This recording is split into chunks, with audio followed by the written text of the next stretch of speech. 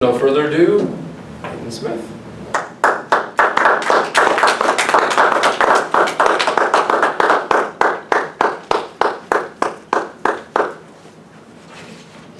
You want the technology room?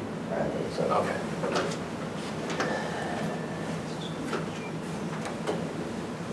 Good evening, Toastmasters. We all join Toastmasters because we want to learn to become efficient and effective speakers and leaders.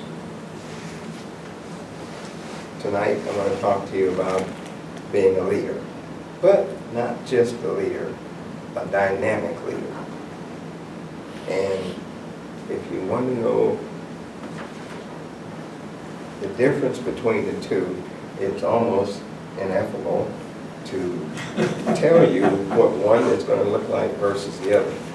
But what I'd like you all to do is to write down just a topic or just the name of a leader style, like a minister, a teacher, a politician. Just say one of those words and say, this type of person is a dynamic leader.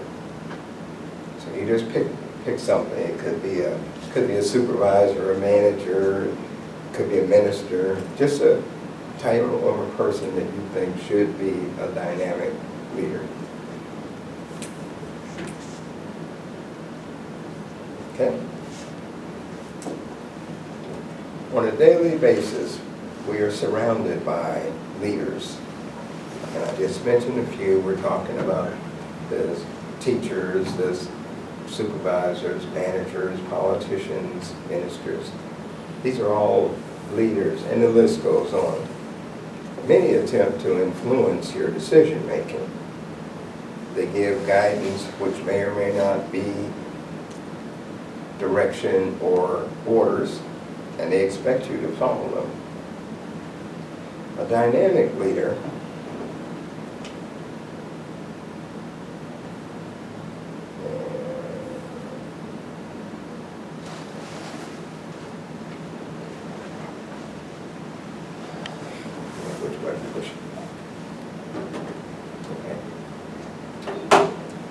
There are many characteristics of a dynamic leader, and I'm going to just touch base on a couple of them. The first one is what I'm going to call, or talk about, is those that thrive on suggestions and questions. Many of you know what a Theory X manager is. This is the manager that feels the employees or people in the organization don't want to work. They're only there for a paycheck. You have to beat them over the head to get them to do anything. But the dynamic leader looks at those people and say, these people really want to be here. They want to contribute to this organization. And we should let them. If they have ideas, it's important that we recognize their ideas and act upon them if it's a good idea. One of the things I found out doing research on this is that managers in companies feel like after an employee has been there for 9 months, your way of thinking is now the way we've always done things. But when you come in new, you have ideas that you can say, well, we should do it this way or we should do it that way. So a dynamic manager would like new people to question things. The next characteristic, it talks about goals and organization versus the personal. And if you're a dynamic leader, what's important to you? It's the organization's mission statement, the vision, the goals of the organization, not you as an individual. Because if you have self as your goal, then you're not really concerned as much about the organization.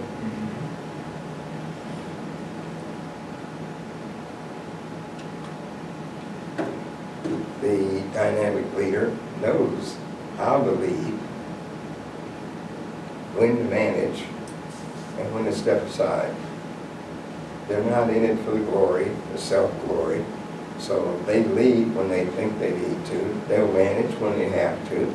But if something comes up and they're not sure that they have the expertise or skill to do it, then they will graciously step aside and let someone else that has those abilities to take over.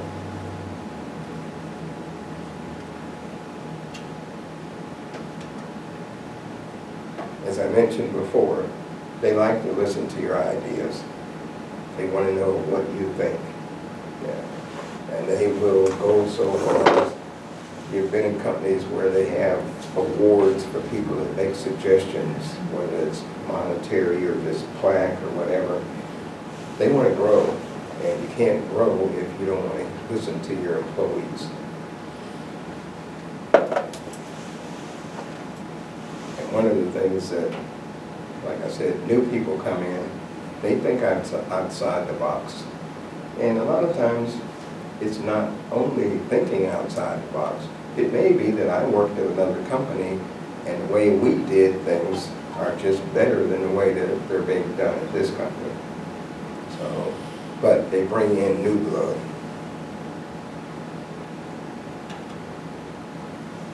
The dynamic leader likes to empower people. Because if you empower people, again, they'll bring in ideas, shows that they want to improve their own lot in life, they want to improve the company.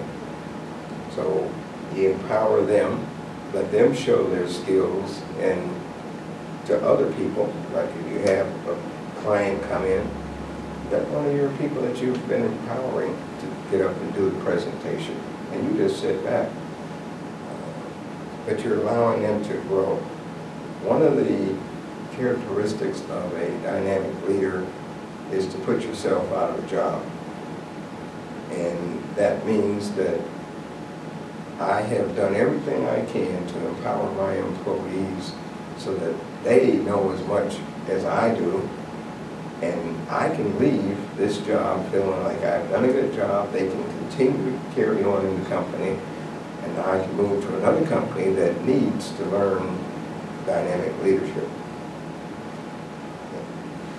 And I've always wondered why people say, I'm going to put myself out of a job. I may put myself out of this job, but I've got better goals to find.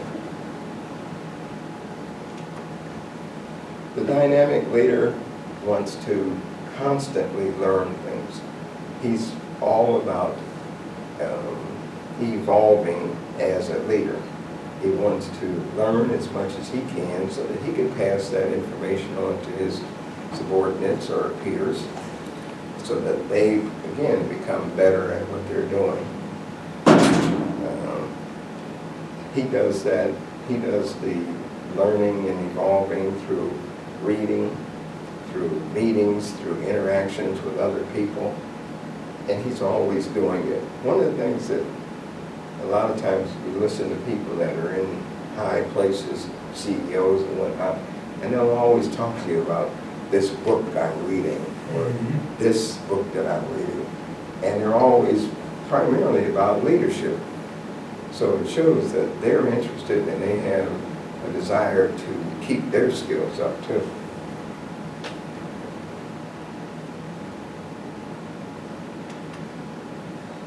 The dynamic leader embraces positive change. Now, there's a difference between change and positive change. Positive change means that you're talking about something that will enhance the corporation, business, organization, not just do something different. So if you're trying to enhance it, you want something that will decrease the amount of time required to produce a product or an idea, increase the efficiency, improve the structure, and increase the simplicity of whatever it is you're doing. Those are changes that show positivity.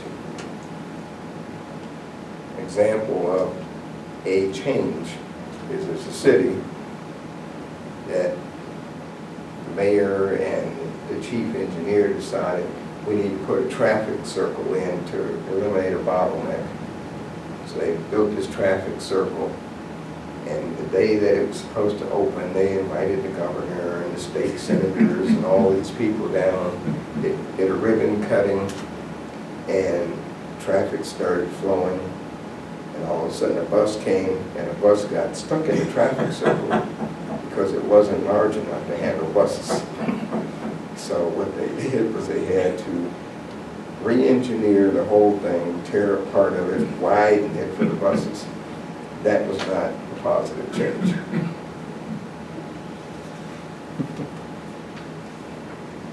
A dynamic leader is not what you would call the ninth letter leader. And the ninth letter in the alphabet is I.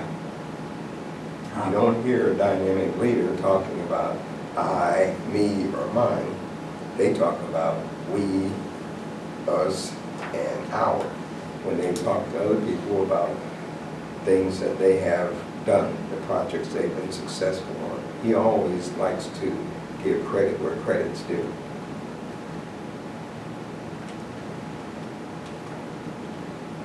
And the last characteristic that I'm talking about is avoid indecision. You can't be a dynamic leader if you can't make snap decisions. It's like sending a general out into battle, and every time they run into a conflict, he gets on the phone to call the Secretary of the Army or the President and ask, what should I do? He won't be in charge very long.